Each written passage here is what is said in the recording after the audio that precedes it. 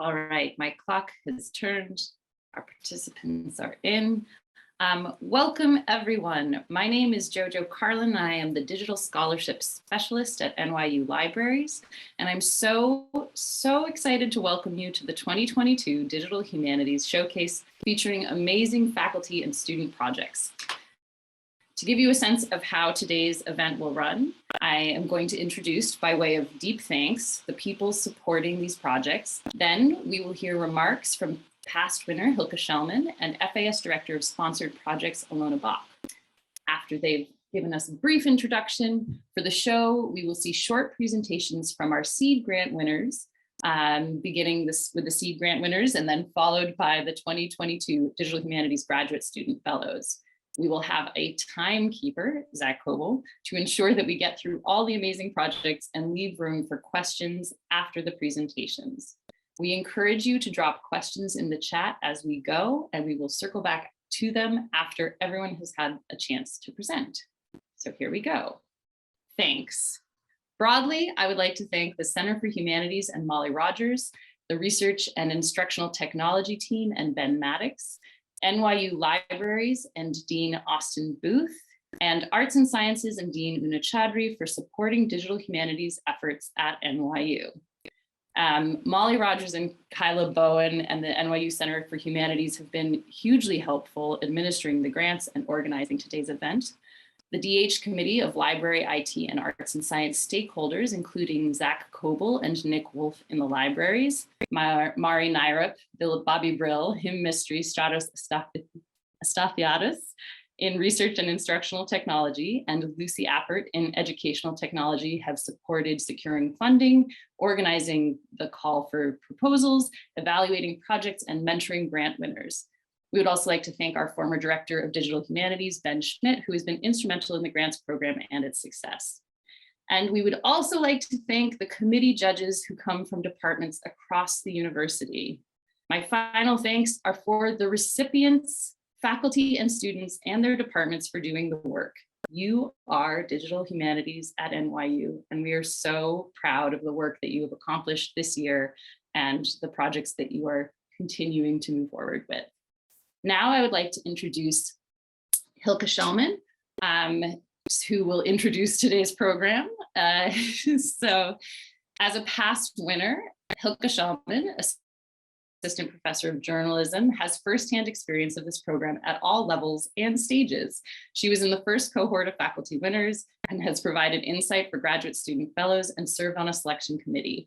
Her winning project, a collaboration with Professor Mona Sloan, went on to win further funding from the Patrick J. McGovern Foundation, and we've asked her to share some remarks about how the program goes. So I'm going to stop my share and invite Hilke to take the stage.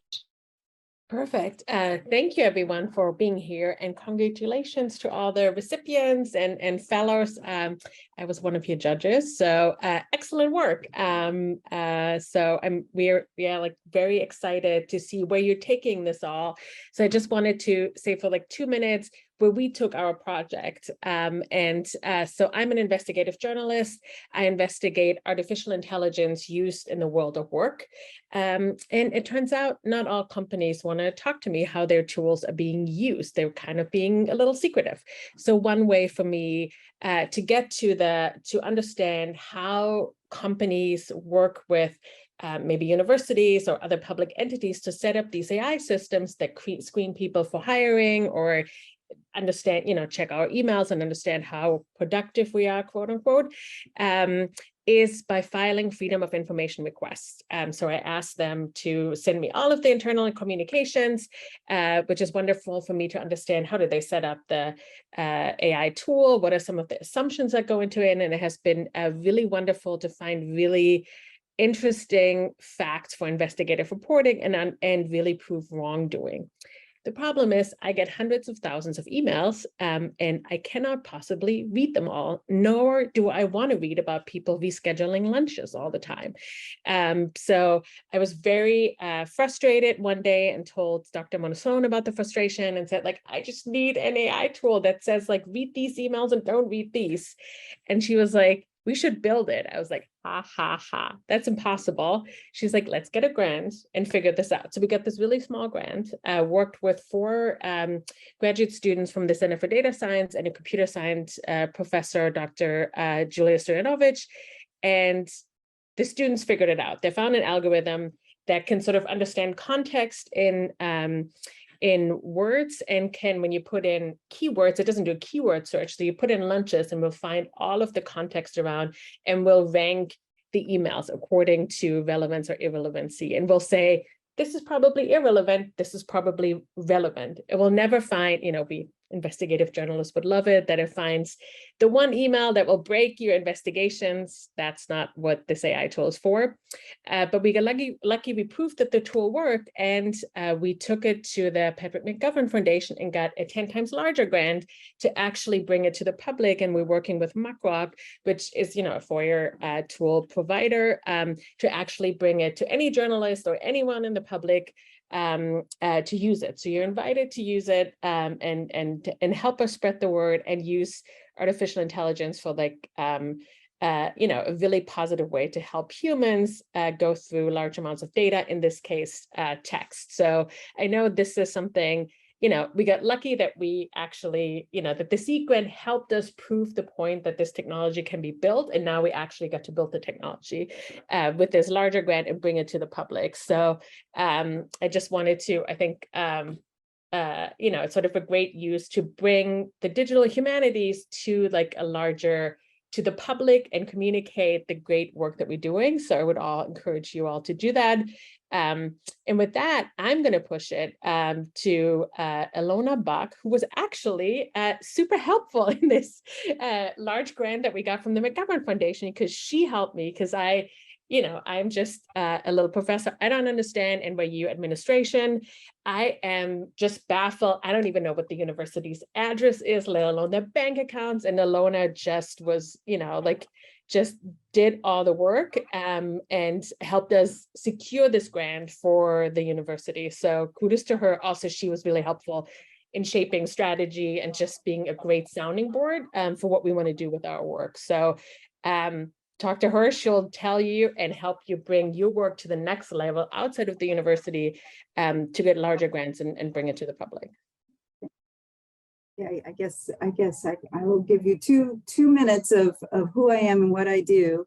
I've had the pleasure of meeting several of you from this cohort and learning about your projects. Congratulations to all of you. So I am Ilona Bach. I'm the Director of Research at Arts and Sciences.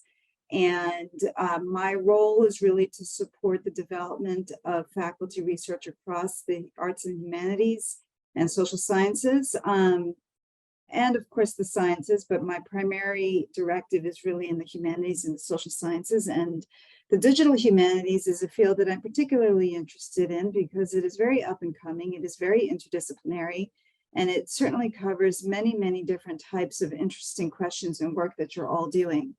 I did have the pleasure of working with Hilke, who cannot possibly describe herself as a little professor because she is a force and with very big ideas.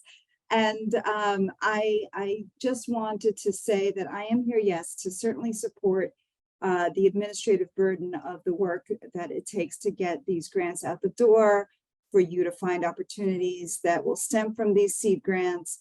But I'm also here, and my newly developed staff in the office will help you with any of the needs that you might have with our centralized offices here at NYU, which might be difficult to navigate. And we can tell you what NYU's address is also if that's needed. But more importantly, what I want to offer you is support in developing your proposals, in helping you understand whether, and Helke talked a little bit about this in terms of strategizing, but helping you develop proposals that are competitive for the agencies that you're applying for, helping you make sure that what you're applying for aligns with the strategic directions and priorities of those agencies, and certainly helping you find other funding opportunities as you need it to build out some of your endeavors. So I look forward to hearing about these projects. Please reach out to me. I'm happy to meet with any of you or all of you. whenever you'd like. Thanks. Thank you so much, Ilona, and thank you, Hilke. So now we're going to get on to the presentations. And I am just going to share my screen again and show you the seed grants. Here we go. So we will begin with Tega Brain presenting on behalf of her team with Ahmed, Ansari, and Elaine Ayers, Thinking with Moss, Troubling Botanical Archives Through Co-Designing Critical Interfaces. Hi, everybody. It's great to be here, and I am just I have a couple of slides, so let me just bring those up for you. Share those and share those. Okay, I hope you can all see that. Right, great. Yeah, so we received a seed grant for our project called Inverting the Wonder Karma, Rethinking the Digital Humanities Through Botanic Histories and Archives, which then we went on to apply for the advancement grant from the NEH, and we were successful in receiving that, which is fantastic. And big shout out and thank you for the support in getting and developing this project. It's a project between myself, I'm from the Integrated Design and Media Department in Tandon, Elaine Ayers, who is a historian of science in Gallatin, Ahmed Ansari, also in my department, who focuses on design studies and post-colonial and decolonial theory, and Laura Briscoe, who is a collections manager at the Botanic Gardens. And we, in this project, so we're very much drawing on Elaine's work on moss and moss in the sort of history of science. And we're using moss as a provocation to catalyze new ways of thinking about ecological and colonial histories and the digital humanities. Let me see why my slide's going. There we go. So you might be thinking, why moss? So moss is one of the smallest, oldest, and most common plants in the world. Bryophytes are unusually resilient. They are on all continents of the globe, and yet in the history of science, they have been often ignored and overlooked by historians and botanists in favor of colored orchids, tulip, flowering plants, trees, and also in favor of more economically valuable crops like orchids and tulips. Oh, sorry, like rice and rubber. I'm getting my notes mixed up. So moss has never been economically valuable, and for this reason, it has been disproportionately studied by populations often at the margins of scientific inquiry, folks like women, working class amateurs, Indigenous experts. And so for this reason, it's full of the sort of complexity of how scientific knowledge is constructed historically and the politics of that. Also, it's full of like these fascinating stories of moss. For example, moss has historically also functioned as like a packing noodle. So it's been used to sort of transport specimens like tulips to different collections and around the world. And so it's had this sort of like role in the background. And so we're really interested in this ambiguity and the fact that it has this kind of downtrodden, overlooked status. And so our project is holding a series of transdisciplinary workshops, and we're aiming to produce an archival website that invites thinking about these questions of colonial worldviews, systems of classification, representation. We've been working with the Botanical Gardens, so Laura Briscoe is part of our team. At the Botanic Gardens, there's a collection of bryophytes called the Mitten Collection, which has presented an extraordinary classification challenge to the gardens, and also a challenge for how to present these specimens. So as you can see in some of these photos, moss doesn't show up so well on specimen sheets. Like, it often looks like little bits of dust or mud. It sort of really pushes back against these sort of classification and display systems. You can see there's often the rock itself is included in the collection with the moss on it, because it also is at this interface between atmosphere and geology. So we've been doing a lot of experimentation around using emerging digital technologies to represent moss in new ways.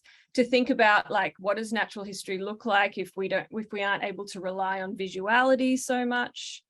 The seed grant funded some workshops in which we developed some of this thinking, and thinking around how digital interfaces for natural history archives could be developed to demonstrate this complexity and these narratives around colonialism and that exist across scales. So we, as part of the seed grant, we also developed low fidelity prototypes for some of these interfaces. And then this past summer, we have started our workshops. We had a pilot workshop earlier in the summer where we invited a group of folks from the humanities and from design and from history to look at the Mitten collection, visit the gardens, and start to help us develop this thinking. Yeah, I think I'll leave it there. So I guess the state of this project right now is we are gearing up to hold more of our workshops at the end of the year. And from there, we'll be developing our experimental interface. Thank you. Thank you so much. Next up, we have Maria Cabrera Arus in the Archive of Cuban Socialism. Thank you, Jojo, and thank you all. I'm Maria, and I am a sociologist. I teach at Galadan a course that's called Fashion and Socialism, and I am one of the winners of last year's seed grant, which I obtained to develop a new website, an archive that I called the Archive of, let me share the screen with you. The Archive of Cuban Socialism. And this is a project that this is totally new. Everything you're gonna see here, I created with the seed grant, but this is a project that I've been working on for 10 years now. It was born out of my dissertation research, which originally was going to be about material culture and fashion in Cuba under the socialist years, under the Soviet era, during the Soviet era, which is the 3 first decades after the triumph of the Cuban Revolution in 1959. So it's gonna be mostly about the 60s, 70s, and 80s. And when I began to design the research, I was faced with the issue that most people, most of the knowledge or the information that circulated, the meanings of objects and clothes during those years was not available to me, because I was living abroad, because Cuban archives are close to foreign researchers, especially if they are Cubans, and if their political views are not aligned with those of the Cuban government. And so there was people did not remember exactly what they felt back then. So I thought that getting a channel to the objects that would elicit memories and meanings and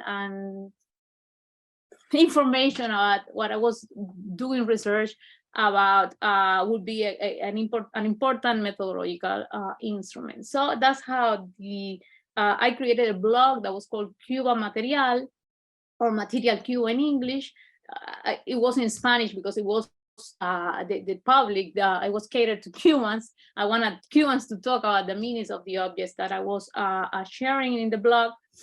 And very soon I realized that that was an important source of information, not only for my own research, but also for other researchers, historians, sociologists, literary and art historians.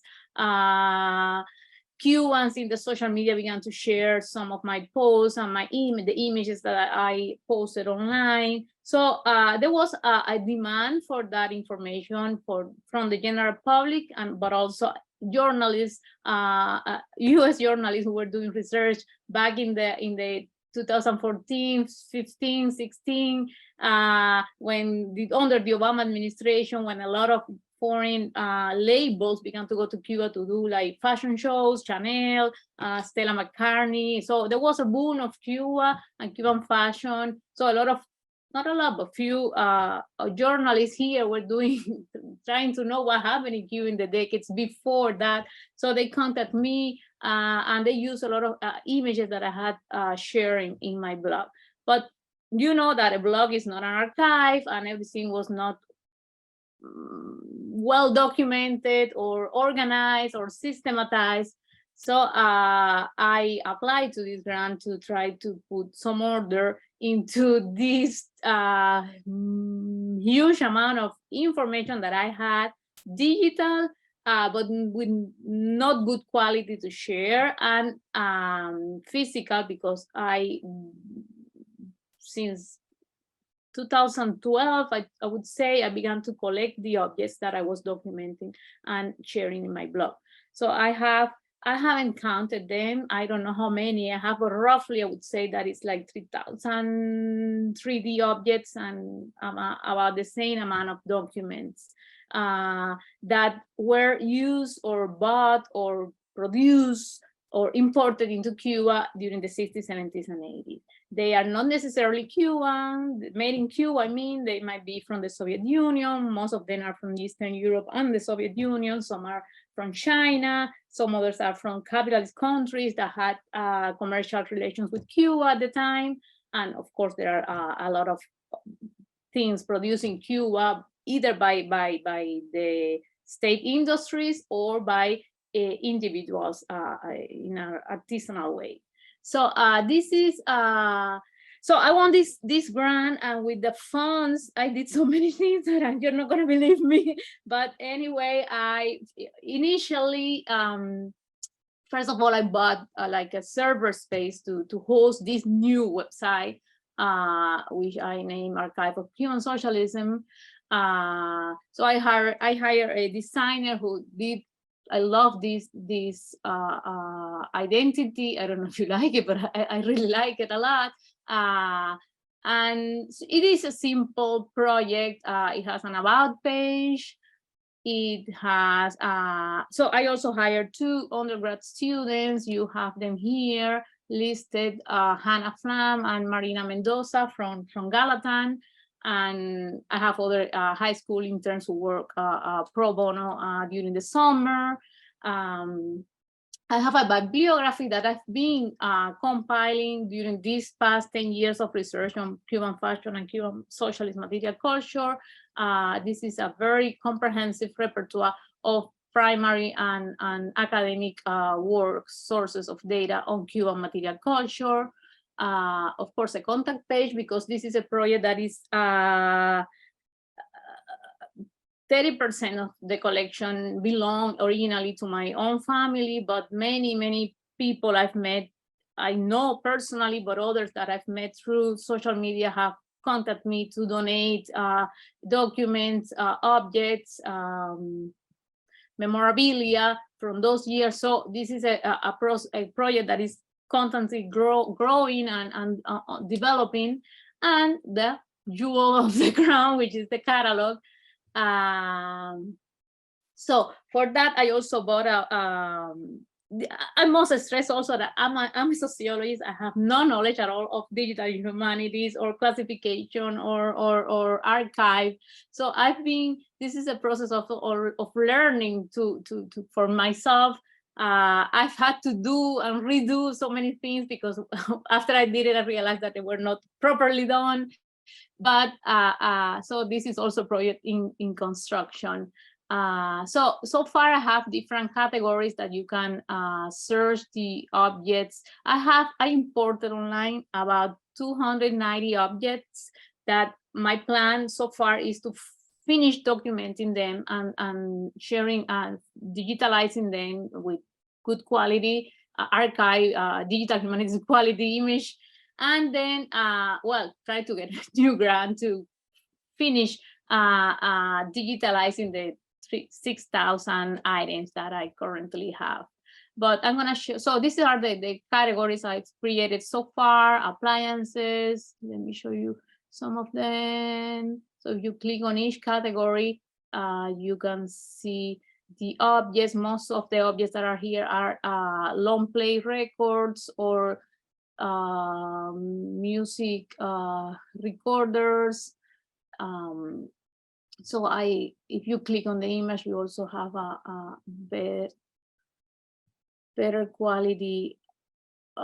So from different angles. Of course, these are not professionally done. All these photographs, I did them myself. The plan is to hire a professional photographer to redo all these images and have like more professional images to share. I don't know where to put this. Okay, so let me go back. So I think I don't know if you want to see some other cuts. So fashion is not complete yet, but for instance, toiletries, you can see here, perfumes, like hand creams, baby powders, different objects of personal use that people save or survive for decades, and makeup. So this is more complete, this folder. I have some very iconic items, such as, for instance, Red Moscow. Where is it? This is one of the most famous perfumes produced in the USSR. It was one of the most expensive that were sold both in the USSR and Cuba. So this was a gift. It has a little bit of Red Moscow. It would be, I don't know if the smell of that perfume could be shared at some point, or a store at least, but anyway. So I'm gonna stop it here, but I want to stress that not only this, how many things I was able to do with this grant, but also the permanent support that I received from both Digital Humanities at NYU and Alona's office as well. And this has been super important for me, especially because again, I'm not a specialist in Digital Humanities, I'm not a librarian, but also in order to apply for external grants, which I hope I'll get. But anyway, this is an amazing team that have given me a lot of support to pursue this project that I hope I will finish. Thanks. So I have to stop sharing. Thank you, it's wonderful. Next up, we have Lauren Kehoe with the Zine Union Catalog. Thank you so much, Jojo, and thank you to everybody for being here today. And again, thanks to the team making the DHC grant projects happen. I am going to go off video just because my internet's not the best, and I will share a slide presentation now too. So I am here today to present on the Zine Union Catalog, which is a project I've been working on since my time in the CUNY Graduate Center in the Digital Humanities program there. And I met a colleague from Barnard College who is the Zine librarian at Barnard College, Jenna Friedman, and she presented this project to our team in the Digital Humanities kind of core class. And I, as a librarian, was like, I love this project. I think the zines that are available throughout collections and libraries in the world need to be discovered more. So we built this prototype called the Zine Union Catalog, short. We call it for short ZineCat. So this is very much still a work in progress, despite the fact that there is a long history of work on this project. But essentially what we are doing here is building a union catalog that is dedicated entirely to zines. I'll get to what zines are in a second. But they bring together holdings from disparate libraries with divergent metadata schemas. So the Zine Union Catalog attempts to harmonize rather than normalize and find mutuality. So we want to respect the control of the creators of this metadata and their descriptions, the really rich descriptions that they've provided for these zines. And just a little bit more information about where the catalog is built. It's on an open access platform called Collective Access, which is in fact a digital asset management software. However, we do not have digital collections. We just are bringing the metadata together, not the actual collection. So we don't ourselves have any collections. It's just other representation of metadata from other collections. And so the Zine Union Catalog serves zine librarians, it serves zine makers, it serves student researchers, it serves anybody that's interested in either making zines or finding zines, using zines, doing research with zines.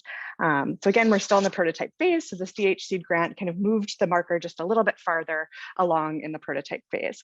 So just simply on the screen, you'll see an image of a cat outstretched over a stack of zines. We really lean into the cat metaphor in the catalog. So there's a lot of cats references, as you can tell as well from the icon of our prototype, which is a cat paw raised over a zine. So anyways, zines are short for fanzine or magazine. They are often self-published, self-made. They are print-based. Very rarely are they originally produced digitally, although that's changed quite a bit, but they very much have a foundation in print-based culture. They're usually printed on paper. Oftentimes the multiple copies of them, or limited copies sometimes in limited runs, were made using just a photocopier or somebody's home printer. And then many times the zines actually represent countercultural topics or underrepresented voices. So in the last 20 or plus years, libraries have begun to recognize how valuable these resources are and have started to develop more and more rich zine collections, because they represent kind of primary sources, first-person voices, self-expression, as well as they're usually not for profit, right? So the funding of purchasing a zine usually goes directly to the zine creator or creators. There's no kind of publisher intermediary. So where are the zines? I think I've indicated already, they're across collections in libraries, archives, museums, personal collections. And then how are they found? It's often difficult because of the variety of zines that are out there, and because they don't necessarily stick to a strict description format. They're not always cataloged, they're not always discoverable in the organization's catalog itself. So we work with those organizations to build metadata sets, and then we ingest them into the Zine Union catalog.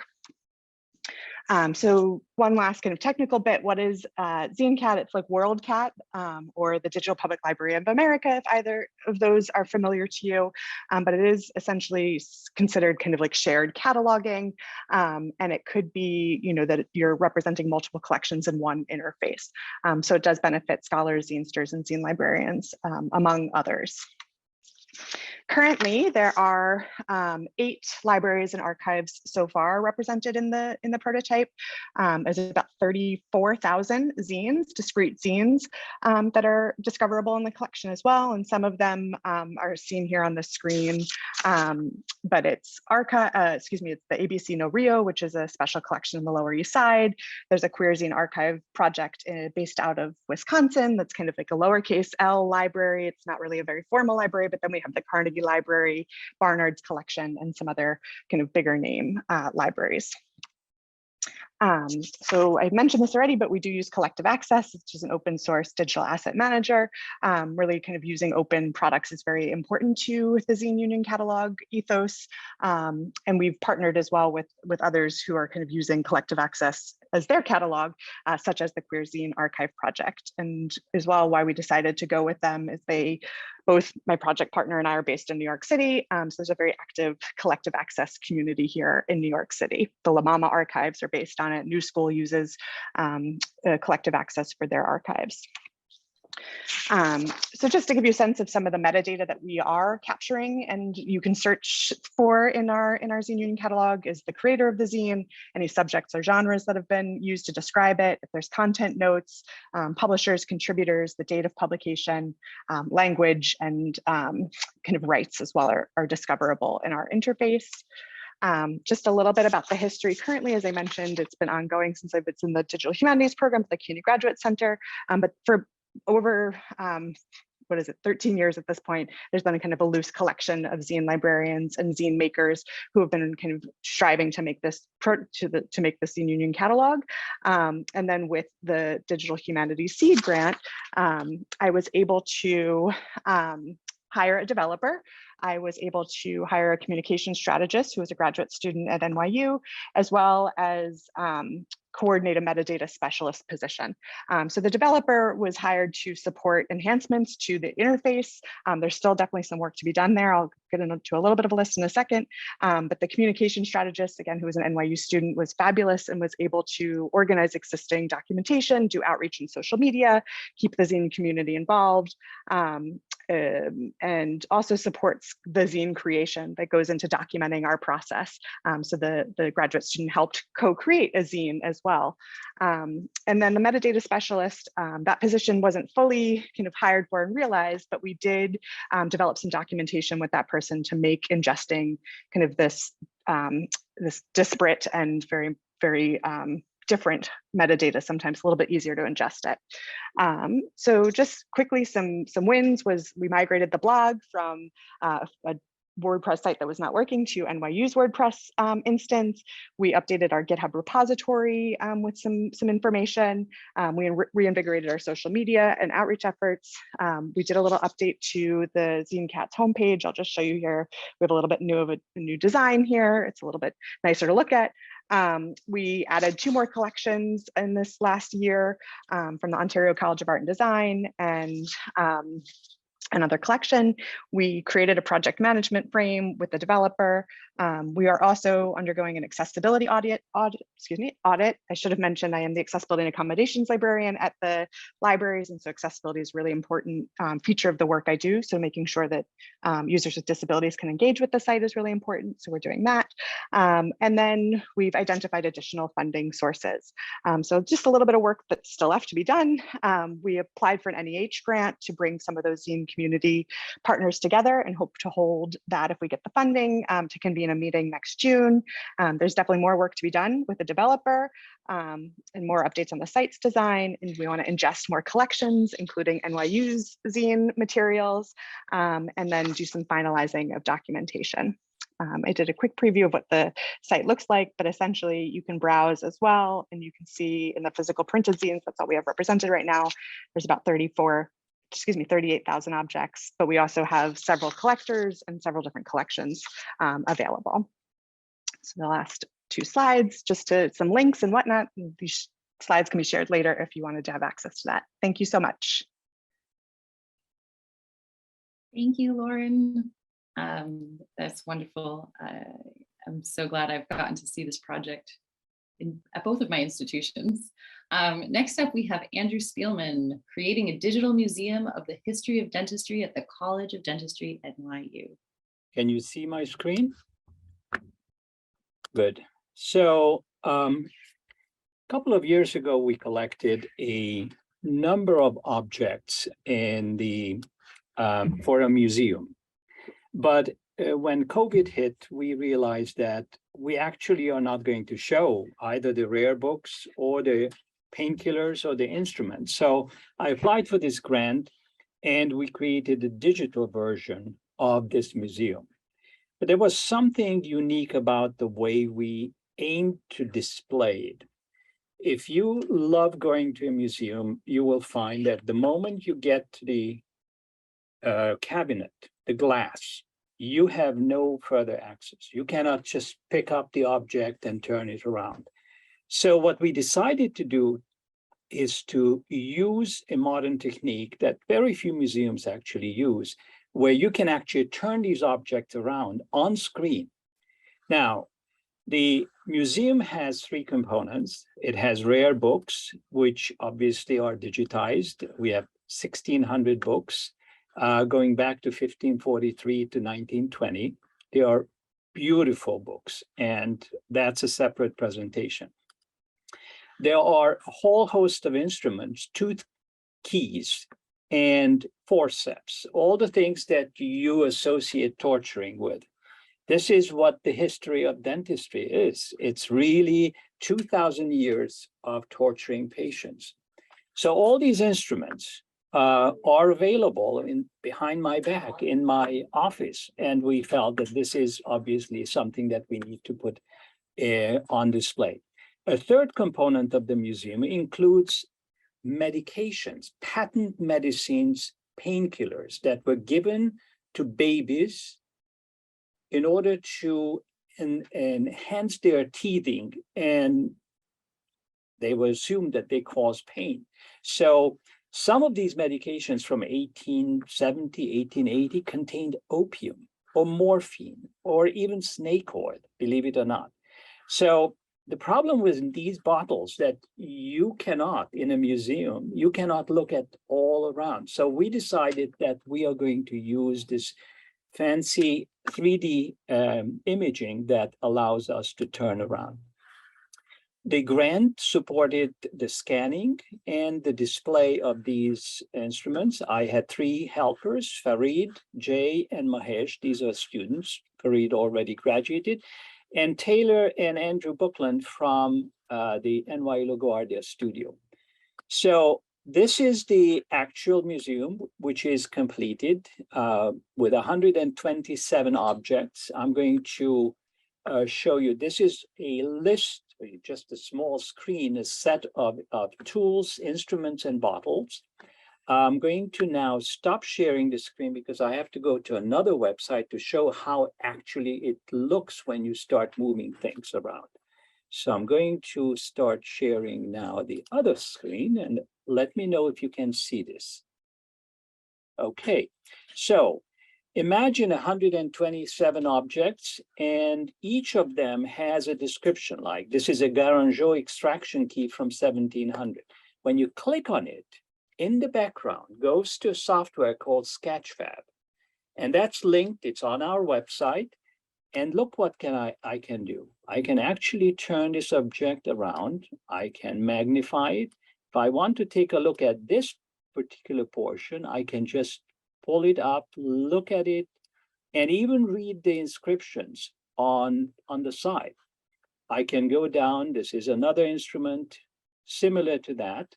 And you have 127 of these instruments, but it allows you to explore all the instruments, something that you wouldn't be able to do in a museum.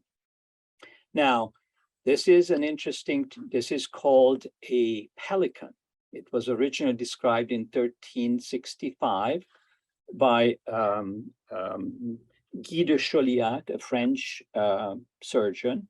And you can turn this knob around and it will essentially allow you to tighten around the tooth and just turn it. And sometimes the tooth comes, sometimes the jaw comes. It depends on how forceful you are. Now, in addition to these, you can actually go up and see, for instance, these bottles, these elixirs. So what you see here is the 50 most important medications. Now, the beauty of this is that you can actually read the text. Now, if you're really curious, you can not only read it, but you can actually go inside the bottle. I'm actually going to travel now inside the bottle. And now I'm inside. That's one of the features, but you can turn around and read the bottles in the back, in the front. And of course, you have a short description. So what's next? What we're going to do is create virtual dental offices, at least 6 or 7 of them. That's the next phase. Imagine walking into a dental office, a tooth drawer from 1500. And you turn around, just like with real estate, a virtual space that you're inside that room, or an 1890 dental office. We are now working with LaGuardia Studio to add to this museum. And we believe this is going to have a reasonable impact on understanding where dentistry used to be. So with that, I'm going to stop and let the next speakers. And thank you for your attention and thank you for the grant support. Thank you so much, Andrew. That was wonderful. Next up, we have Ellen Noonan and Jacob Remes with COVID collections.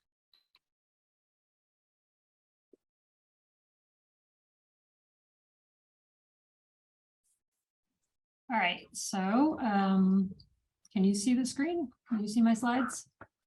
Yep. All right. We're seeing your whole desktop. Ellen. Yeah, there we go. So I'm going to present on behalf of Jacob, who will undoubtedly chime in. This is the COVID Collections Project, which is a collaboration among NYU and the University of Delaware. It brings together a disaster historian in the form of Jacob, a public historian, which is me, and our colleague Valerie Marlowe, who is an archivist at the University of Delaware's Disaster Research Center. And we wanted to try to get a handle on and get some sense of the many archival collecting efforts that began in the spring of 2020 when the worldwide COVID pandemic occurred. It was, there's often this kind of collecting in response to disaster, but that tends to be localized. This was a global phenomenon, and as such, it spurred a unique number of collecting efforts at the same time. And so we were really interested in trying to understand the scope of that collecting and eventually build the kind of web portal or digital tool that would allow those many diverse collections to be accessible to the most number of people. So to do that, the Seed Grant allowed us to, we spent most of this time sort of both developing a survey, which takes much longer than you think it's going to as you refine the questions and really think about what information you're trying to most usefully get and how to phrase the questions in the way that's most likely to get those get that information, and also trying to figure out where to send it, like doing as much preliminary work as we could, identifying collections efforts that were out there using social media. So I wanted to start a little bit with some top line results from our survey so far. We have done a few rounds of this, of sending it out. We've heard from 297 collections representing 28 countries. As you can see, the kind of higher ed and sort of more official collecting institutions are well represented in terms of who's doing this collecting, although we really have made quite a bit of an effort to get beyond the kind of usual institutional places and try to find much more local, smaller efforts. One of the questions we've asked was about the size of the collection, sort of giving respondents sort of different ranges to pick. And as this suggests, that it's sort of smaller and what you might call medium-sized collections are the bulk of them. Surveys are a snapshot in time, and another question we asked people was, have you stopped collecting? And if you haven't stopped collecting yet, when will you? And sort of for what reasons, right? When will you know it's time to stop collecting? And a surprising number of people, across 2021 and early 2022, when we were doing this, said they had not stopped collecting yet. Some of the smaller places had. So that's kind of an interesting phenomenon that we want to explore. We also asked what type of material people were collecting. A great many of these efforts were crowdsourced, meaning they were soliciting the public to contribute. And that resulted in a lot of these collections being focused on both visuals, photographs, other kinds of images, and personal accounts, both people contributing written personal accounts, oral history projects. So those are a really big part of what people are collecting. But of course, as you can see, it ranges widely across formats and types of material. We also held a Zoom roundtable in the spring to try to hear in more depth from representatives from a few collections. We were so lucky to have Jojo there to document the experience for us. And that was really interesting and helpful to really hear specific lessons learned and the process that people sort of undertook and sustained these collections. And I think this is pertinent to an important part of the work that we would like to continue doing. One of the questions we asked of all survey respondents of whether they would be willing to let us sort of follow up with them and talk to them in greater detail in the future about their collections. And a great many respondents did respond yes to that. And so that's something we're very interested in doing. And so this event was one way to start doing that, and to also kind of, help raise visibility for this project among the community of people who are interested in this kind of collecting. So where we're pointing to next, our survey, the respondents to our survey are pretty heavily weighted towards North America and Europe in our current responses, and we'd like to change that. So we've sort of come around to the idea that just, we've had multilingual versions of the survey, multilingual social media materials. It hasn't been enough. And so we're looking into the possibility of partnerships with organizations and academic institutions in Latin America, Asia, and Africa, which is where we have kind of the biggest, what we're pretty sure. I mean, we don't know for sure if we're missing collections or if there was less collecting being done in certain parts of the world, but that's we sort of realized we need to be talking more to people about this to find out to what extent, those two things are happening and how to address that. As I said, we really want to sort of build a digital tool or a web portal of some kind to facilitate access both to the data we're collecting through this survey and to the collections themselves. But we're very mindful of trying to figure out the scope. We're taking our time with figuring out what the proper scope of that kind of effort should be.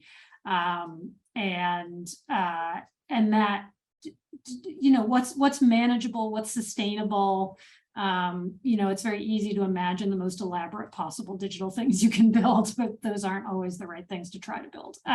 So that's kind of the process that Jacob and Valerie are in right now, and also being quite mindful of possible funding sources for building such a thing. We've been talking to some program officers at NEH in various programs in both digital humanities and archives, archives and preservation, to see where this project might have its best fit.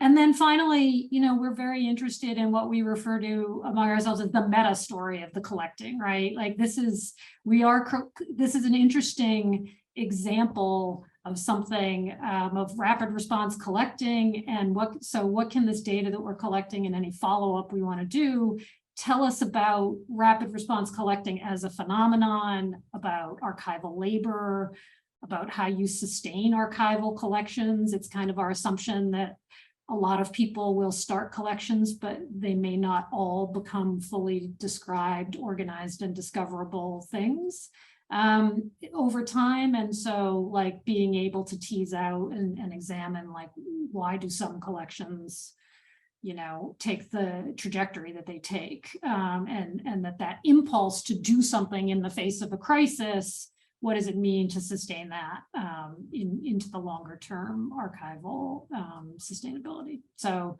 that is where we are right now. Thank you so much. So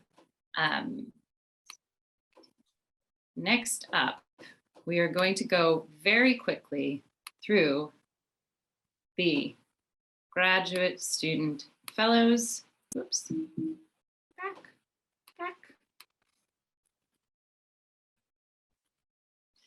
And we are going to start with Allegra Rosenberg, and I will sort of have you pass the mic on. So I will sort of be priming people behind the scenes. So take it away.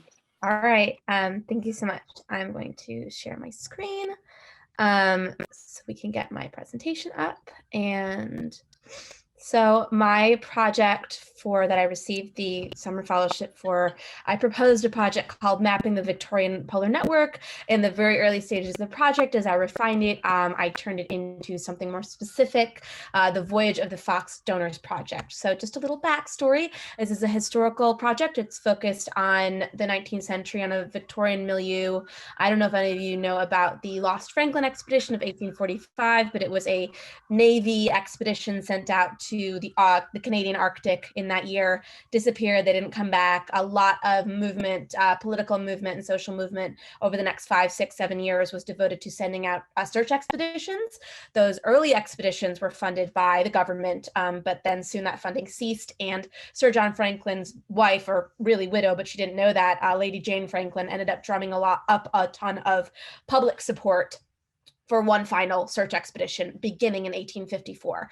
So she chose the man that she was going to lead that expedition, Leopold McClintock, and she and him and her society friends basically passed the hat around for like 3 full years to be able to buy a ship, to outfit that ship and get a crew together to go out for one last expedition. And in 1859, that expedition returned successfully. They had found out this sort of what had happened. So in the end, it was successful. But what I was really interested in was this appendix, which is included in many editions of the book that McClintock published upon returning home. It's a list of subscribers or donors to the Fox expedition. It only runs about 3 pages. There's maybe 220 individual lines or names on there, and people donated anywhere from £500 to a couple shillings. And what I was really curious about, scrolling through this list, some names popped out at me like Babbage and Thackeray. And I was like, this really covers so much of Victorian society at that time, because so many people were using their connections to try and seek out this funding. They ended up raising not enough to cover the whole expedition, but the rest of it was made up by private funds. So my project was basically going to be to go through this list and to create an interactive, sort of illuminated and data-rich version of this subscribers list. So this fellowship allowed me to take off work and travel to London, where I started investigating in archives in the UK, as well as in digital archives, the behind the scenes of this list. So, you know, who donated? Why? There was people, all sorts of people, not only Navy people that you would expect to donate, people who knew the men who were missing, people who were related to them, high society, but also lower class people, scientists and explorers. A lot of people from the Royal Society and the Royal Geographical Society donated, writers and artists, peers and politicians, men and women, relatives, as well as strangers who were moved by, you know, Lady Jane Franklin's very sort of public grief, which was, she was one of the celebrities of her day because of what had happened to her husband. So my first big, massive job was to digitize this entire donors list, starting with OCR and then moving into a spreadsheet where I sort of entered every bit of data that I could find. I figured, I wasn't sure what tool I was going to eventually use to create the interactive version of the list, but I knew that I had to start with gathering data. So every name I put down, I did as much Googling and as much research as I possibly could, not really being sure of how many people I would be able to positively identify. I think I ended up with maybe like a quarter to 33 to like a third of people that I was like, okay, it's definitely this person. A lot of people where I was like, okay, well, their father has a Wikipedia page, or I found this one like genealogy page, but I'm not sure if it's them. So a lot, and then there are a lot of people that I was like, I have no idea who this is, because it didn't include a first name a lot of the time. But a lot of the time I was able to find out a lot about them and then tag them with how they were related to, okay, so I'll move on. I did some in-person archival research at the British Library and at the Scott Polar Research Institute in Cambridge, which is absolutely incredible. Gave me a lot of backstory. I made a really cool discovery at the British Library about this one donor who did a lot of collecting on behalf of this expedition. And he was a militant chartist in the 1830s, but by the 1860s, he'd really mellowed out and he chose this as his like crusade, which is very cool. And I got to like look at his letters, the letters that he'd received from Lady Jane Franklin in the British Library archive. Okay. And so here's the final product. I ended up going with Notion as my tool, and it worked perfectly for this project because I was able to make these data-rich pages, make a database, and sort of sort them into these like, you know, different pockets. And I'm actually going to see if I can show you this actual donors list, because here it is. It's so cool. Here's all the money that they donated. Here's their date of birth. We have tags over there. It goes all the way over here. You can see how much, what their money is worth today, which is a lot of money. And then I made, because I use these tags, I could have separate tabs to look at who are all the women who donated. Do we know who any of them are? Do we make positive identifications? Who are all the people who collected money on behalf of other people? Where did that money come from? And then I have lots and lots of other like combinations of tags here. They have the full donors list. We have all the people that were related to the actual other Franklin search expeditions who donated to this expedition. They'd been out before, they came back. They didn't want to go out again, but they donated. We have the ones that have pictures, because I just wanted to look at all them together. Here they are. Look at all these old men. And yeah, so this is, and basically I'm going to make this open to other people. And if people know about somebody that isn't like, I wasn't able to find out about, they would be able to sort of comment on this public Notion page and be like, oh, this is like my great uncle or whatever, like I know who this is. So I'm hopeful that I will be able to publicize this and make it a very accessible project. And yeah, that's all.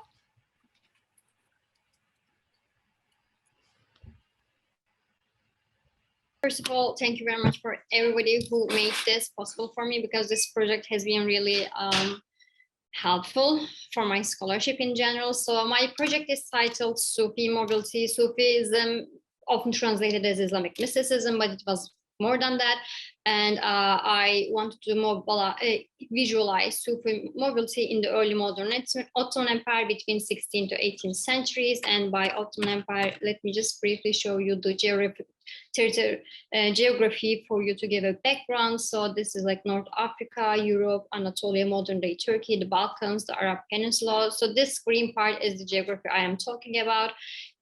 So my goal was to visualize their mobility in this particular time period. And for that purpose, I used QGIS mapping technology. And why does it matter in the field? Because there is this entrenched idea that there was a dichotomy between settled and wandering Sufis.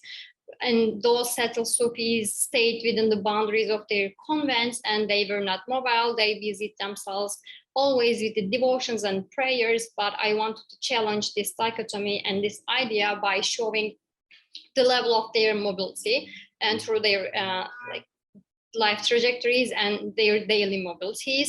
And I was also interested whether there was an empire-wide Sufi connection and what were the important sites for these Sufis. And the first step was finding and reading primary sources. Here you can see an example. So it was really time consuming. And then I started creating data sets. And for that, I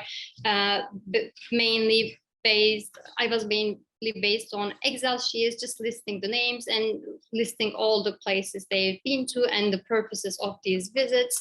And then I started generating maps, visualization and analysis. I created a sequence of maps, but let me briefly show you a few examples.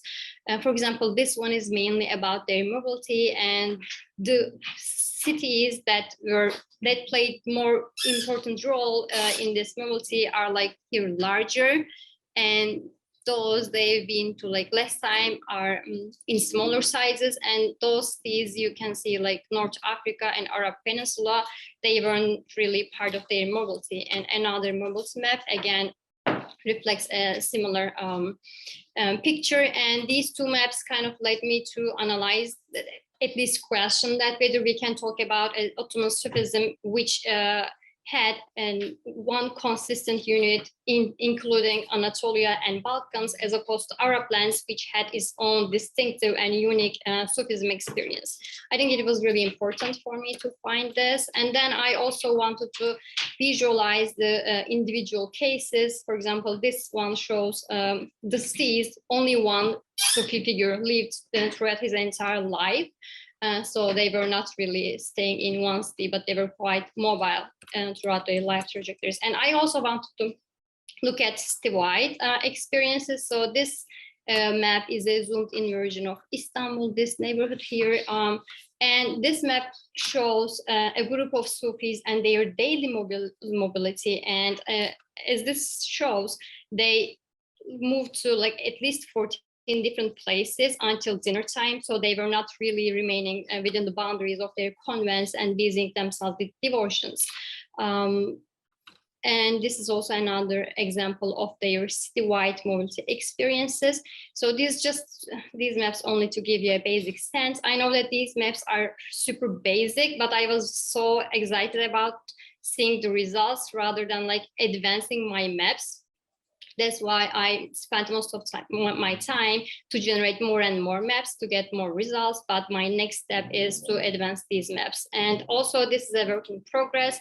And like reading and these primary sources took a lot of time. But lucky for me, a group of scholars will launch a new database you can see the logo here, Digital Tabakat. Tabakat is, it means biographical dictionaries. And in this database, they will have 8,000 scholars and Sufis. So I will reach out to their lives in this database, and then I can directly create my data sets and generate more maps and have a more comprehensive project in the end. And in the end, it will be article and possibly a dissertation chapter.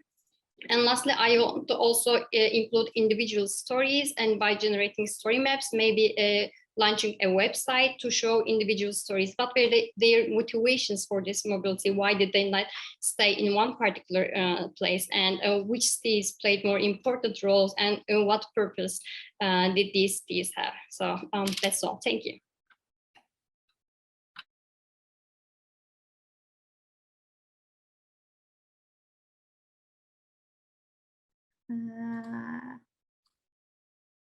You can see it? Yay. Okay. Thank you so much, Jojo and Benjamin, and of course, Zach, for this amazing opportunity, and to my fellows for a wonderful experience. My dissertation focuses on how scientific models are used in conservation policy. Specifically, I'm tracing the shift from ecological models to phylogenetics, also commonly known as the tree of life. This shift is very dramatic, as ecology is about place and space, so think about national parks or reserves, into the use of genetics and algorithms to figure out how to select what species to save. My dissertation focuses on Madagascar, as it's considered a biodiversity hotspot, and botanical science. I am a botanist by training, but also the history of conservation science tends to be skewed towards the zoological. For this Digital Humanities grant, I focus first on mapping plant collections. The first goal was to collate all the plant collections from the 19th century to today from the Missouri Botanical Garden and the New York Botanical Garden into a single database. To accomplish this, I obtained specimen data from the online herbaria of both of these institutions. This was approximately 30,000 specimens. About 10,000 of these specimens had no real information in them, and what I mean by that is no geolocation. So what I did was I sort of worked backwards, and I'm working through Malagasy gazettes to sort of guesstimate, if I have to, their locations. So at the same time I was sort of doing this database and putting it together, I was learning about ArcGIS and how to map the routes of these botanists and taxonomists. This is over 150 years of field collecting. And so I could do it individually as collectors, but I could also do it en masse by layering how they actually put these routes together. So far, I've obtained some preliminary results. I've probably about 25,000 data points at this point that I'm working through. So far, and I know that I would not have acquired it without this digital methodology. There was like no way possible, but there is a correlation between collection sites and being designated as a biodiverse rich area. It's also noticeable that changes in environmental status or policy over this time period do not always follow scientific reports. Many of the field sites, and this kind of surprised me, are located in areas with a history of actual political unrest in Madagascar. So as I continue to sort of map this and try and understand where these collectors are, I'm ready to start the next steps of this project. So I'm learning Python so I can create more interactive mapping stories. And by including these botanists and their collectors, their field notebooks and their scientific data and publications, I'm also trying to map the national park system and the plantation system. So think about things like vanilla and coffee onto these collection sites to examine how the illegal plant trade operates, and also mapping conflict data in this area as well. So I'm going to finish there. I'm really excited about this methodology. It has given me avenues that I don't think I would ever have gotten otherwise. And I just will sign off by saying thank you so much to everyone and the Digital Humanities teams. This was such a joy. Thank you so much. And I think Ryan is next. Awesome. Okay, so I want to start off by thanking everybody at DH at NYU, and specifically everyone at Digital Scholarship Services. Your help was incredible. But my project was to create an online repository of texts written by Mizrahi Jewish authors in Arabic mostly, but I also worked in a couple other languages, as well as those by Arab intellectuals engaging with these Mizrahi texts. In short, I wanted to bring these texts together in a common platform to as a way of getting at the history of Mizrahi publishing and Mizrahi thought. And this project accompanied my thesis, which it largely has to do with this period of publishing and Mizrahi writing in Arabic. And you know, I looking forward, I think I'll do more mapping and relating the different texts and showing how they relate to each other in order to bring forward some of the more surprising elements of this intellectual history and talk about, you know, how ideas transform as they travel. So this is just a short snapshot of the project and where I am now with it. To talk about the texts to begin with, you know, how I discovered or came to a lot of these texts was through indices, bibliographies. These are two such examples, you know, often from library catalogs in the Arab world. So I would find things that were published in the Cold War period, and many of which were digitized, some not. And then looked at bibliographies and indices that were compiled themselves by Mizrahi scholars often. Then I looked at a lot of newspapers, poems, political materials as well. I mean, you can see here sort of how it spans different languages. So worked in Hebrew, French, English, and Arabic mostly. And they're published both within Israel, Palestine, but also beyond in the rest of the Arab world, and also a couple key cities in Europe too. Another thing that I looked at were memoirs from figures that were involved in this publishing industry or that collected these materials and then engaged with them. So an example of that's on the left. That's a memoir of Anis Sayegh, who headed the Palestinian Liberation Organization's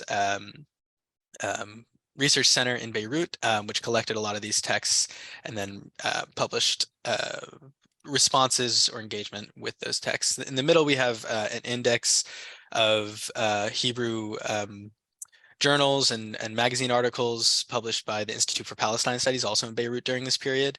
And this is sort of a period where borders, you know, are very hardened between Israel, Palestine, post-partition, and the rest of the Arab world. So it's, you know, even just seeing that these materials were being read outside of Israel, Palestine, in countries where, you know, that had no relations with Israel is quite surprising. So it was interesting for me to sort of trace this history. And these are some texts produced and published in the Arab world that engage with this thought. So like Allegra, my travels sort of I traveled a little bit to try and find some of these texts and scan them and uploaded them to the platform. But I spent a lot of time choosing what platform I was going to use. I initially was thinking Omeka because I had worked with it in the past and was satisfied with it as sort of a host for exhibition sites.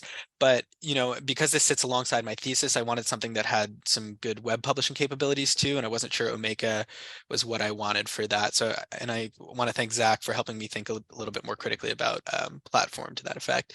This is an example of a previous project I worked on in Omeka. And then after that, I started toying around a little bit with story maps, and then decided that, you know, it had the web publishing things that I wanted, but it didn't really have the exhibit aspects that I did. So this is, you know, this was as best I could do in terms of embedding images, and there weren't really great places to describe them to get that bibliographic information on the page, which is something that I really wanted. And so I ended up going with WAX, which is a minimal computing framework that allows users to produce long-lasting scholarly exhibitions with low costs and flexibility. So I wanted something that would live after my time at NYU. And I worked pretty closely with Mari to try and get this up and running. And she was a great help when I was working on it. And there's a number of resources online for people who are interested in working with WAX. But again, so I ended up scanning a lot, downloading a lot of materials that were available open access online, compiling them together and then cataloging, which actually was the bulk of the work. So this is the book eye scanner that I used. This is one open access resource I used, the Palestine Digital Museum Archive. This is how I started to compile a lot of the sources. I used Zotero, and the reason I did will become a bit more relevant later, but I found it helpful for organizing these sources. And then I started to catalog them, mostly in Excel spreadsheets. But I really wanted to have the multilingual sort of metadata there so that users could interact with the text both in search for them, both in English and in Arabic or whatever language they were written in. So this was sort of the back end of playing around with Wax and making sure all the pages had what I wanted on them. And then it's getting it started from the command line. And then this is what it ended up looking like. So it's not a finished product, but you know, I'm happy with the progress I've made so far. This is what the texts look like embedded in the site, and I think I have a video where you can see me scrolling a little bit around. So this is what it looks like. Some pages are more complete than others. I'm working on getting so the pages where the images weren't there is where the metadata is there, but the images aren't loaded yet. And I'm working on getting all the fields to properly populate. But I really like the IIIF framework. I think you get pretty high quality images and you're able to scroll through and zoom in pretty effectively. So I think it was kind of that mix of you know, metadata friendly exhibit platform, and then I can also have pages with the text that I wanted on them. Next steps. So the next steps are to clean up the metadata, as I was saying, make the display look a little bit better, to link the text between each other based on their relationship. So a lot of these are translations of, you know, I'll have the original text and then the translation, or it'll be a reprinting in the Arab world, or it'll be a critique of one of the other texts in the archive. So I want to be able to link them together through the site. I also want to map the place of publication, and this is why Zotero is relevant, because it sort of has a built-in tool to do that. So I want to map not only the place of publication, but also where they were read and sort of the reprints and interpretations and translations were published as well. And I was really inspired by Alex Heal's work on this subject, his work on Césaire in particular. And I think this article where he shows some of the publication mapping, but also sort of lays out the stakes for enumerative bibliography, and the work of critical bibliography was really inspiring to me, and something I hope to really work with going forward. And then I want to add more texts while still abiding by fair use guidelines, which is, you know, always tricky. And then I want to learn a little bit more Jekyll so I can customize the site a little bit better. But that's it. Thank you. Yeah, while I'm loading my slides, let me quickly say, when Dr. Spielman traveled into the bottle, I loved it. So I'm hardly going to be able to compete with that, but I'll try. The gender agency gap in 20th century English language fiction. A central thesis in theories of gender is that culture tends to associate the male with the active and with subjectivity, and the female with the passive and objectness. There's various reflections on this, most prominently, obviously, de Beauvoir, pointing out how different rather central figures in the history of ideas have, I think it's fair to say, somewhat embarrassed themselves at the attempt of theorizing this. But you can also find reflections of that in other branches of feminist theory, most prominently, of course, theories of objectification and the male gaze. But is it true? That is, can we confirm with formal analysis that male characters are presented as more agentic in work? I test this with a corpus of around 9,000 English language fiction novels published in the 20th century. It's the US Novel Corpus published by the Chicago Text Lab. And I use a pipeline, a natural language processing pipeline, to extract actions that are sent between characters within these novels. First, I annotate the syntactic relationships, and then based on these syntactic relationships, I extract actions that are sent between entities in these books. And this allows me to formalize relationships between characters, and for every relationship between two characters, formalize where does the action come from? Does it primarily come from the male character, or does it primarily come from the female character? This is an example of Virginia Woolf's The Years, and showing the most important relationships within that book. So, is it true? Can we find that male characters have more agency? I guess the title of the talk kind of gives it away. Yes, this is indeed the case. Pretty stable throughout the 20th century. You can find that male characters have an advantage of around 5 to 7 percentage points in agency within cross-gender relationships. This means that for every about 6 action turns a female character gets, a male character gets 7 action turns. And yeah, this difference is rather stable over the 20th century. And perhaps somewhat surprisingly, also, it doesn't appear to matter who, well, it appears, I assume, who writes the book, but author's gender does not seem to have an impact on this difference. So yeah, that's it for me. If you have questions on this or would like to see further stuff or would like to engage, just email me or visit my website. Thanks.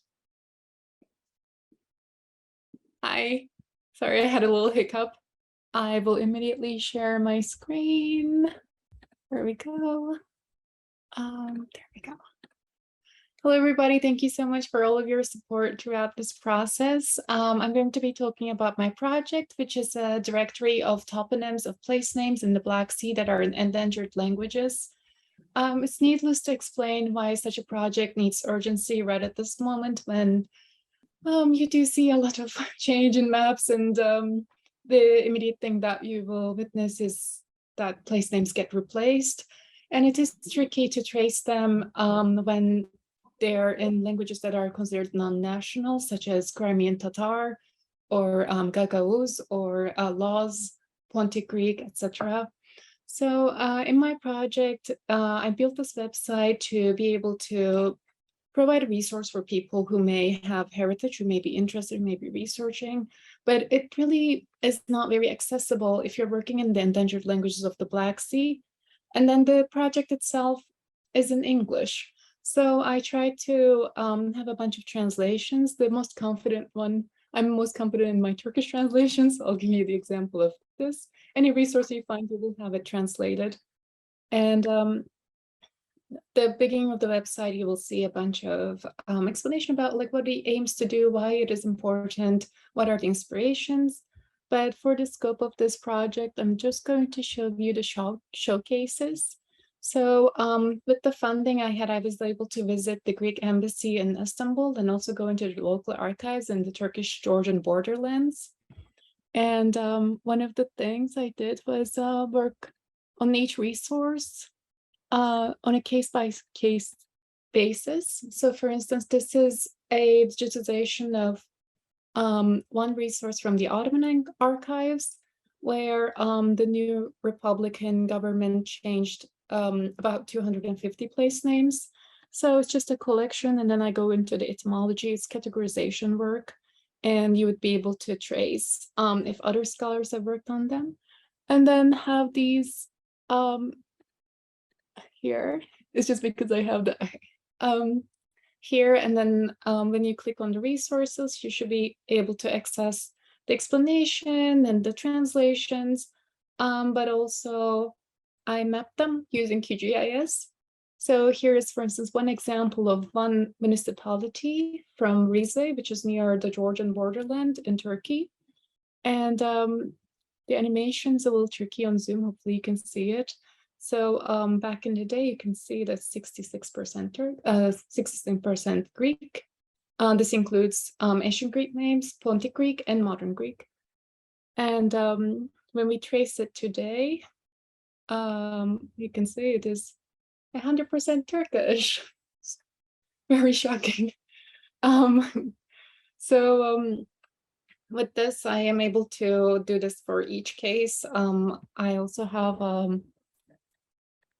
recent sources from the Greek embassy in Istanbul. So this one is exclusively in Pontic Greek, which is the closest living ancestor of ancient Greek that is still spoken. And it is it's classified as a critically endangered language.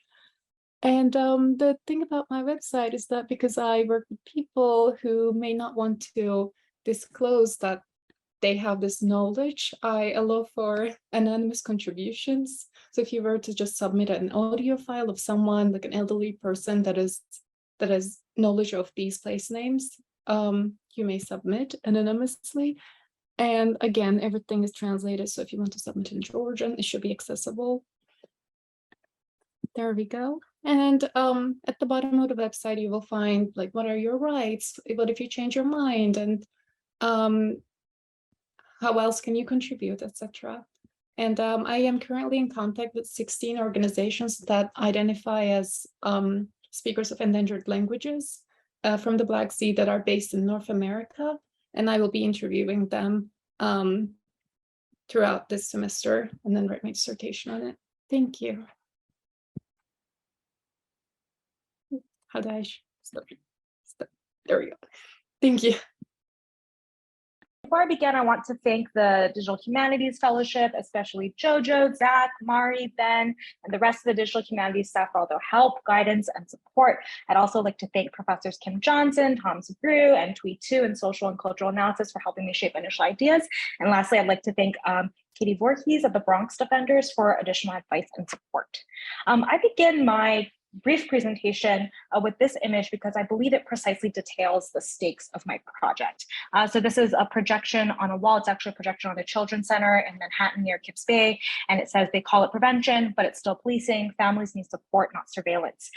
In the acknowledgements to the edited volume, Sylvia Winter on being human as praxis, Black feminist geographer Catherine McKittrick writes, quote, prisons are quietly and not proliferating fictional benevolent geographies, end quote. I would contend that the map I created coming out of this fellowship shows how family policing also proliferates fictionally benevolent geographies. So the impetus of my project was a provocation from the New York City activist Joyce McMillan, who asks, why are there no ACS offices in Soho, ACS being the Administration for Children's Services, the child welfare arm in New York City. So already you have local activists thinking spatially. Dorothy Roberts, Black feminist legal scholar, wrote in the wake of the 2020 protests, quote, I am inspired by calls to defund the police, but I am concerned by recommendations to transfer money, resources, and authority from the police to health and human services agencies that handle child protective services. These proposals ignore how the misnamed child welfare system, like the misnamed criminal justice system, is designed to regulate and punish Black and other marginalized people. It could more accurately be referred to as the family regulation system or family policing system, end quote. So I believe that one way family policing surveils families, or as I will show, surveils families is through preventive services and home visits. Well, what is preventive services? There are many types of preventive services, but the most basic and common is what's called general or primary preventive services. And it is essentially the same as how ACS conducts home visits. They open your drawers, look through your fridge, ask your children to take their clothes off for inspections. So it's essentially a way to surveil people. Why is this important? We often think of surveillance as the latest technology, perhaps something like facial recognition software, but following scholar Simone Brown's work, I consider the home visit itself to be a technology of surveillance. And thus I mapped where preventive agencies are located alongside ACS offices. There were some bumps in the road. I initially conceived of this project to be mapping the top schools that make reports in New York City, and I submitted a FOIL request, but unfortunately that FOIL request was rejected. I am still working on submitting a revised FOIL request. Hopefully that will happen sometime soon, and I can actually add that to the map to, elucidate more conclusions. But I also learned how to use ArcGIS, which may be simple for some, but learning ArcGIS online was a huge jump for me, especially for someone in my field of American studies. It's maybe not as commonly used as other fields, so that was very exciting. And I, really had to play with the scope of my question quite a bit. So this is the map that came through. What can we see? I learned how to make a chloropleth or a heat map. I even learned what that was. There are some missing pieces. I would like to add demographic data, racial and income data for each of the community districts, as well as add the number of children in each district, the chloropleth map actually shows the number of children investigation per community district, not the percentage. And so there could be an argument saying, well, you know, there aren't as many investigations in Midtown because there aren't as many children. So I'd like to show the percentage. Taking a closer look, you can see the red dots are the ACS offices, the black dots are the preventive offices. And kind of an initial analysis I would give is that investigations from ACS offices are not the only ways that families become ensnared into the system. Preventive services itself continually rolls in and keeps families under surveillance. Their offices, as you can see, are far more widespread than ACS offices. So I believe that the preventive agencies are actually doing the work of family policing under the guise of prevention in a more widespread manner. Additional steps might be, you know, not just adding the demographic information for each community district, but looking more closely at the locations of preventive services. Is there clustering and what does that mean? When was each office built? What does the intersection of time and space tell us? And, you know, how can we ask more questions about space? I'd like to, you know, write more about this and, you know, continue to work on this. Thank you so much for your time. Thank you to everyone for listening. And you can reach out to me if you have any questions as well. Thank you so much. I'm Helen, and I spent my summer working on my project, the Brownies Book Archive, which is a digital archive and exhibit of W.E.B. Du Bois and Jessie Redmond Fawcett's children's magazine, The Brownies Book. It was published from January 1920 to December 1921 and was the first American periodical published for Black children. And the goal of my project is to make this vital record of early 20th century Black childhood more accessible to students, scholars, and the general public, highlight potential avenues of scholarly study, and enable users to explore the often overlooked work of female participants in the Harlem Renaissance. When I started my project in the fall of 2021, the Brownies book was only available online as an 800-page non-text searchable PDF on the Library of Congress's website. And earlier this year, the University of Nebraska-Lincoln and Washington University made transcripts of many Brownies book issues available online, but this collection of issues is not complete. And neither digitization allows users to parse and search the Brownies book's text within the magazine's full context and materiality. I've OCR'd the magazine and divided each issue into text searchable PDFs, which are accompanied by full text transcriptions of each issue in the Omeka site I've built for the project. Over the summer, I began working on a second archival collection that allows readers to browse the Brownies book by type of content. The magazine was mainly composed of recurring columns. So in this collection, the magazine is divided into its constituent parts, allowing readers to browse the periodical by author, by genre, such as short story or poetry, and to examine the development of columns over time. I've also created an index of work by female contributors to the magazine, along with biographies of these women when such information was available. Right now, I'm in the process of linking each work in the index with its corresponding digital copy housed in my archive, so users are taken directly to any items they're interested in viewing. I've also created a comprehensive exhibit on the history of the Brownies book and how its portrayal of Black individuals differed from two of its most widely read contemporaries, St. Nicholas and the Youth's Companion.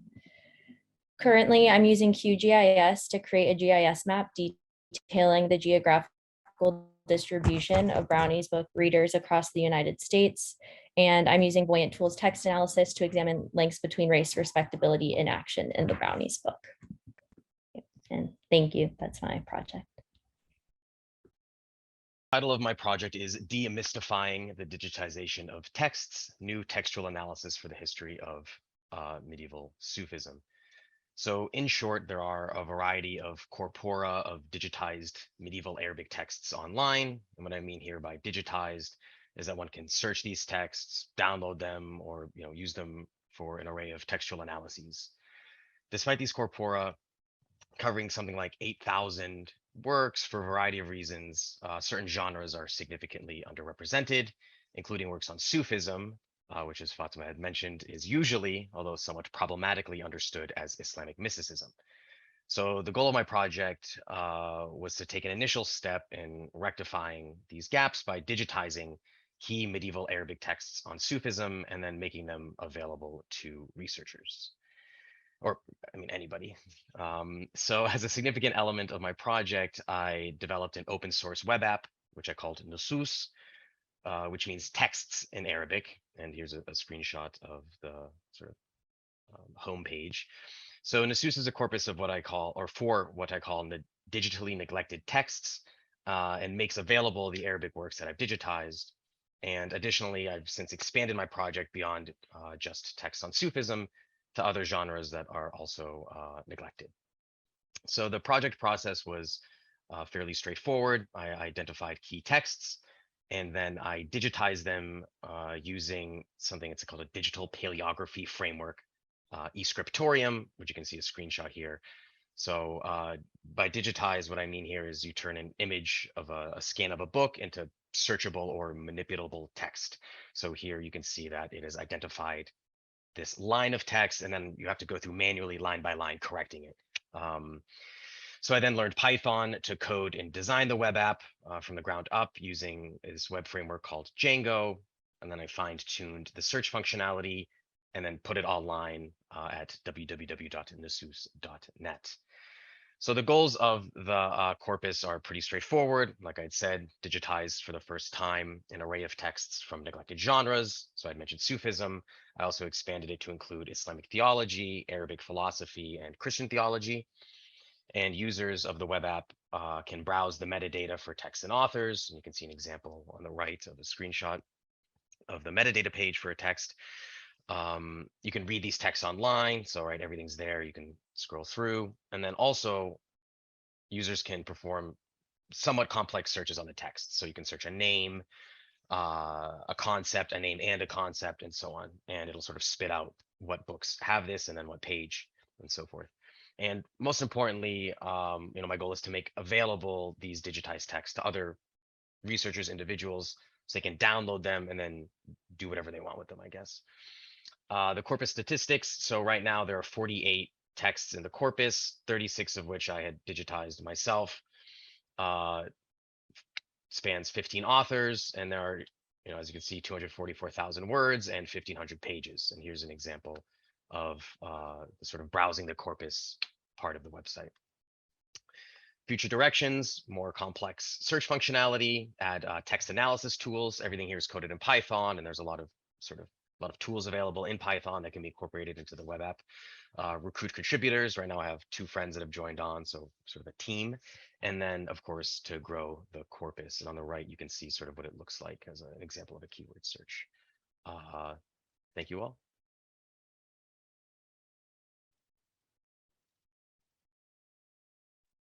This has been amazing. I am just going to take us through to the end. I want to thank everybody for coming today to support these amazing scholars and the unbelievable work that they have done. It has been such a pleasure.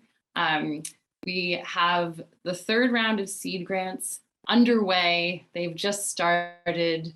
Can you see my screen? Is it working? Yes, good. I was like, panic. And we're so excited to see what the next projects have in store. I have been furiously scribbling. I'm going to stop my share. I should have it so that I could, do this without, of course, now I can't even see my screen. To draw everyone and these amazing presentations. It has been such a pleasure to work with everyone and to sort of help these very exciting ideas come into a shape that is somewhat rectangular and visible on a screen. And so thank you all for your work, for your amazing energy and intellect, and we hope that you will tell friends to check out digitalhumanities.nyu.edu to learn more about the projects as the next round goes out in the fall. And please contact us, let us know if you have questions for any of the participants today. We would love to sort of connect you. And thank you all.